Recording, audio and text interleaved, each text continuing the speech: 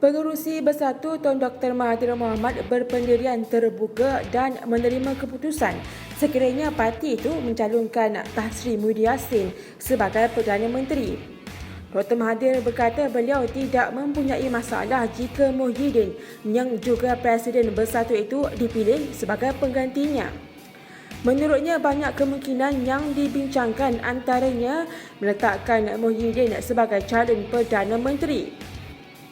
Mengulas lanjut, Dr. Mahathir berkata Muhyiddin boleh dilantik sebagai Perdana Menteri sekiranya mendapat sokongan majoriti ahli parlimen pada persidangan khas Dewan Rakyat yang akan diadakan pada 2 Mac depan. Majlis Presiden Pakatan Harapan mempersoal tindakan Perdana Menteri Interim Tun Dr. Mahathir Mohamad mengenai persidangan khas Dewan Rakyat pada 2 Mac ini.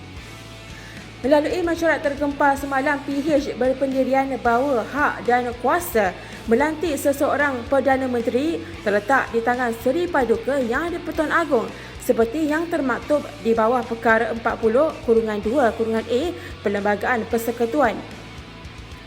Menurut kenyataan adalah tidak wajar untuk Perdana Menteri Interim mendahului titah agung dalam urusan pelantikan Perdana Menteri.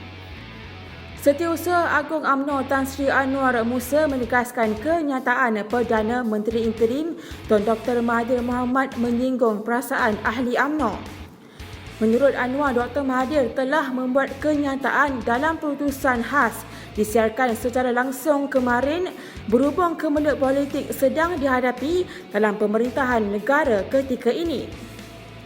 Anwar berkata UMNO amat memahami situasi sedang dilalui Dr. Mahathir pada masa ini, namun sedikit sebanyak berpunca daripada beliau sendiri. Menurutnya, walaupun kenyataan itu menggores hati ahli-ahli UMNO, namun beliau meminta agar semua ahli UMNO dapat bersabar, berlapang dada dan terus mempamerkan sikap baik serta berjiwa besar. Lebih 20,000 jemaah Malaysia yang bakal berangkat ke Tanah Suci untuk mengerjakan umrah pada Mac ini dijangka terjejas berikutan pendaftaran visa dalam talian disekat sejak semalam. Presiden Persatuan Agensi Pelancongan Umrah dan Haji, Datuk Seri Razali Muhammad Syam berkata setakat ini 3 negara iaitu Malaysia, Brunei dan Singapura didapati telah disekat pendaftaran visa dalam talian. Razali berkata petang semalam beberapa penerbangan yang sepatutnya dinaiki oleh jemaah umrah dari Malaysia telah dibatalkan setelah menerima arahan daripada Kerajaan Arab Saudi.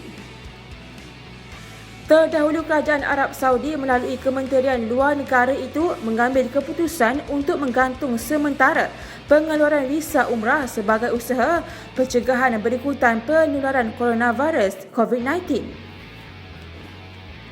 Skuad Wushu negara masih menunggu lampu hijau daripada Persekutuan Wushu Malaysia berhubung penyertaan mereka dalam beberapa kejohanan utama di luar negara berikutan penularan wabak COVID-19. Ketua Jurulatih Skuad Negara Lim Yew Fai berkata perancangan awal adalah menyertai 7 kejohanan antarabangsa, antaranya kejohanan Universiti Dunia 2020 di China, edisi ketiga Piala Dunia di Jepun dan kejohanan Asia ke-10 di New Delhi. Menurutnya, skuad negara mempunyai banyak kejohanan untuk disertai berbanding sebelum ini dan ia adalah satu yang baik untuk atlet meningkatkan teknik mereka dalam setiap pertandingan. Namun katanya buat masa ini sesi latihan harian dalam negara diteruskan sehingga situasi COVID-19 kembali pulih.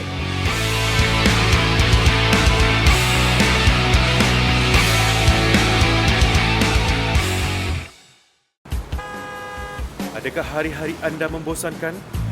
Berpanas, bersesak, jalan jam, serabut otak, kena marah dengan bos, hari-hari benda yang sama je. Tak tahanlah macam ni. Jangan dulu.